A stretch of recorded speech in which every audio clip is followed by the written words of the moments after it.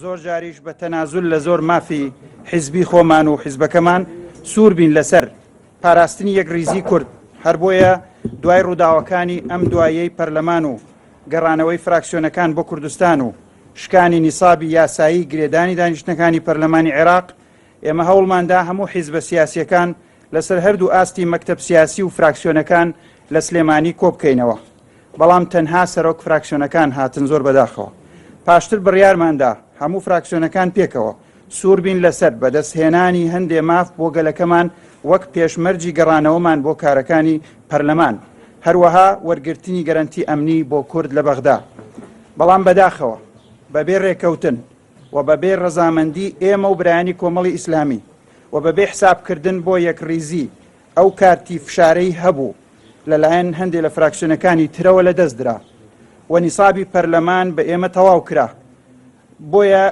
و بەبێ ئەوەی بەڕێز عەبادی و حکوومەتەکەی هیچ بەڵێنێک بۆ کورد جێبەجێ بکەن.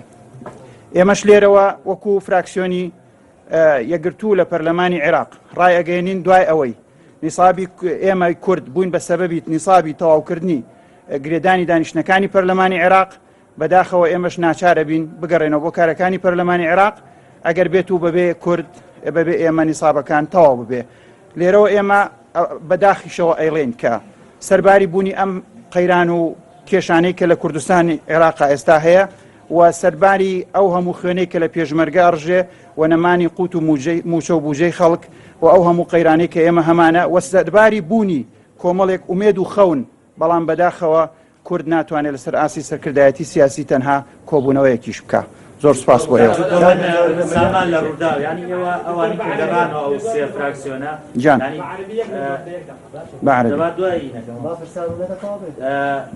ئەوان وتیان ئێمە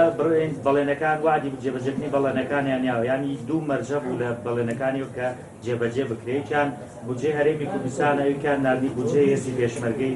هەرێمی کوردستانە هەر عەبادی ینی مەبدەئیان ڕەزامەندی دەربڕێەوە هەردوو بودجەکە بنێرێ.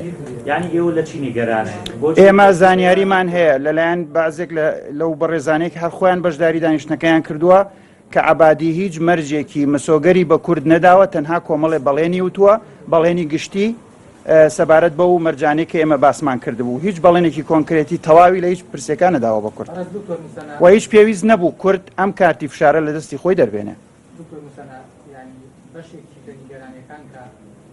فراکسیۆنی گۆڕان و یەکێتی پارتیە سابێ باسی دەکەن ئێوە هەر نیگەرانی لەوەی کە مەسەڵەن لێرە یەکەڵێسێتە تێکچووە یان یەکریزیەکە تێکچووە، نیگەرانشن لەوەی کە لەو بەرکەوتانەیە کە کورد بەریەکەوێ یەکگرتوو کۆمەڵ پەرارەسراوە واتە هیچ پۆستێکیشتان پێ نادرێ ینی لەسەر وەرز نیگەران. ئێمە مەسەلەی گەڕانەوە و نەگەڕانەوەمان نەبەستوێتەوە بە هیچ مەرجێکەوە تایبەت بێ بە حیزبی یەکگرتوو یا من ئەتوانم لە جیاتی برایانی کۆمەڵیش ئەو قسەیە بکەم. ئێمە وتومانە هەمیشە ئیستیحقاقی ئینتیخابی و نیشتیمانیشمان هەیە بۆ ئەوەی کە لە ئەنجومەنی وەزیرانە نوێنەر و کەسمان ببێ، بەڵام ئێمە هیچ وەختێک ئەمەمان لەم پرسی گەڕانەوەمان بۆ بەغدا نەکردووە و پێشتریش ڕاشکاوانە ڕایەگەێنم هەموو کەسیش ئەتوانێت لەو زانیاریانە دڵنیا بێتەوە کە ئێمە بە هیچ شێوەیەک نەڕاستەوخۆ نەناڕاستەوخۆ هیچ جۆرە گفتوگۆیەکمان لەگەڵ هیچ حیزبێکی عەرەبی شیعی و سونی نەکردووە بۆ ئەوەی کە یەکگرتوو پۆستی هەبێ لە بەغدا، بەڵکو هەمیشە وتومانە ئەوەمان پێخۆشە کە لە ڕێگەی یەکریزی کوردەوە دەستمانەکەوێ و بە هیچ شێوەیەکیش ئامادە نین تا ئێستش ئەو یەکریزیە بشکێنین. بەڵام لێرە ئێمە ئەسەف و نیگەرانیەک تەسبیتەکەین ئەوش ئەوەیە کە نەئەبوو ئەم فراکسیۆنانەی کورد ئێمە و برایانی کۆمەڵ جێبێڵن لێرە بەبێ ئەوەی کە ڕێ بکەوین بە شەرتێک ئێمە تەنها داوای ئەومان کردبوو چەند ڕۆژێک دوا بخرێ بۆ ئەوەی کە کۆبوونەوەیکی سەرکەوتوو لەگەڵ عەبادی ئەنجام بدرێ و مەرجی لەسەر بسەپێنرێ. ئێمە داوای ئەومان نەکردبوو، ئێمە بایکۆتی پەرلەمانمان نەکردووە. مەسووتومانە ڕووداوێک ڕووی داوە نیسابی پەرلەمانی شکاندووە بە بۆنەی مانگرتووەکانەوە بە بۆنەی ئەو قەیرانانەوە کە لە پەرلەمان هەیە و بە بۆنەی ئەو دەست درێژیانەوە کە بۆ پەرلەمانتارانی کورد کراوە و گەڕاونەتەوە بۆ کوردستان. ئێستا کە نیساب ببێ ئێمە تەواو نابێ، ئێمە بۆ ببین بە تەواوکردنی سەبەبی تەواوکردنی نیسابی پەرلەمانێک کە ئامادە نیە مافەکانی ئێمە کە زۆرێکی مافی زۆر سەرەتاین بودجەی پێشمەرگەیە و پارەی فەلاحە و ئەمانە ئەسڵەن لە ئەسڵا مەرج نێمانە ئەرکی ئەخلاقی و قانونی حکوومەتی عێراقە جێبەجێ نەکردو با ئێمە سوود لەم دەرفەتە وەرگرین جێبەجێ بکەین. تەنها مەسەلەکە ئەوە بووە ئێمەش ئێستا بۆی ئەڵێم کە پەرلەمان نیسابی تەواو بوو گەڕایەوە بۆ کارە سروشتیەکانی خۆی ئێمەش مەجبورە بین بگەڕێنەوە سەر کارەکانی خۆمان. مەسەلەی دەستپێکردنەوەی دانیشتەکانی پەرلەمان ئێوە لەگەڵ باسی حکومەتی تەکنۆکرات ئێستا وەکو کورد لەگەڵ کام پشتەی ئەو بکەوەی عەبادیناتی بۆ پەرلەمان و دوایین حەسەی کورد لەو کابینە تەکنۆکراتە چی بەسەرهاتوو پشتیان چۆن و بە چ شێوازێکی بڵێتەوە؟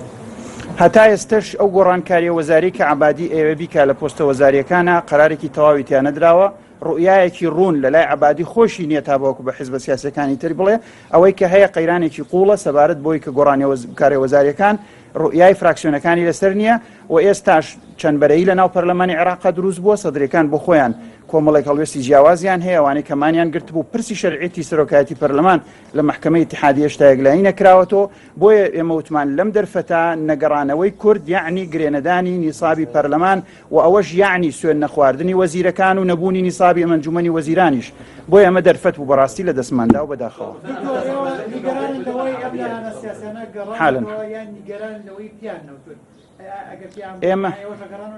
ئێمە پیان وتوین وتومانە نەخێر ئێمە ڕازینین چەند ڕۆژێک دەرفەتمان بدەنێ بۆ ئەوەی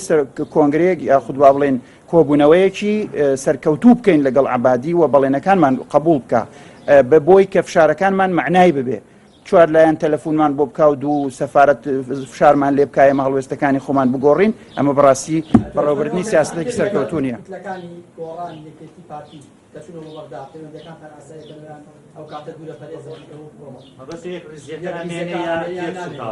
ئێمە هیچ وەختێک نابین بە سەبەبی تێکدانی یەک ریزی کورد هەتاوەکو فعلەن یەک ریزیەکە بۆ مافەنەتەوایەتیەکان بێ ئەگەر پرسە حیزبەکان بوو بە قەزیە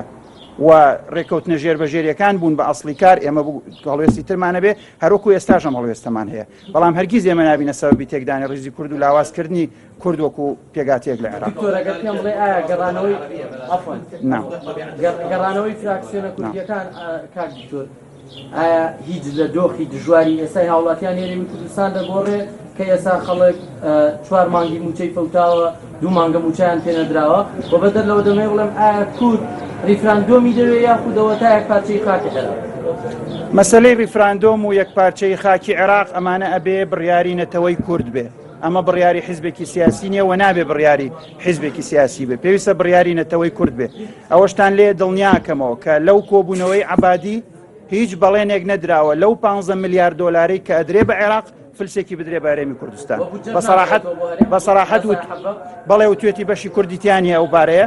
بەشی کوردیتیانە بوجەی ئەو پارەی فەلاحەکانیشتان لە دوای مانگی حەوت قسقستیەکەی نازانین بزانین بەڵکو تەسوێ بکەین یعنی هەموو قسەکانی هەر بەم شێوەیە بۆیان نییە یاخود ئەیکەین هیچین ئەوە نەبوو بڵێ ئەوم بۆ کردن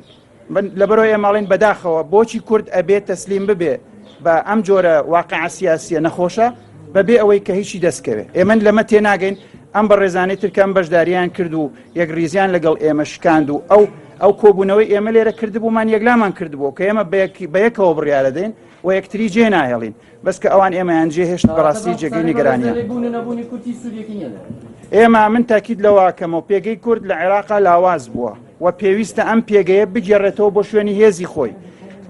ئەم خۆگرتنەوەی ئێمە تەواو نەکردنی نیسابی پەرلەمان لەلایەن ئێمە کە بڕیارماندا بۆ ئەوە بوو کە کورد کارتی فشاری هەبێ تۆزی هێز و پێگەی بۆ بگەڕێتەوە بەڵام بەداخەوە ئێستا نەکرا من بە عەرەبی بڕیاری خۆیان ئەتوان لە خۆیان بپرسن ئەوان پیان وابوو کە ئێمارە گەڕێینەوە سێشەمە و چوارشەمە فەرقی نەیە وتمان نەخێر فەرقی هەیە ئێمە کاتێک کۆبوونەوە لەگەڵ عەبادیەکەین ئامادەی دەربڕەکان دێمەرجێمە قبول بکە ئەمما ئەو بێ بەس هەندێک ڕووکردنەوە و بەڵێن و بەسین و سەوفە جوابمان باتەوە بە عەرەبی ئەوە شتێکی گونجاو نییە بە حاڵ بەڵێ با من بە عەرەبی ببوورە من ئەو کاتە ئەگەر ئێمەیان لەگەڵ بووینایە لێرەش وتم بە سەرۆکی پەرلەمان خۆشی وت بە شەخسی لە کۆبوونەوەکەی هەولێر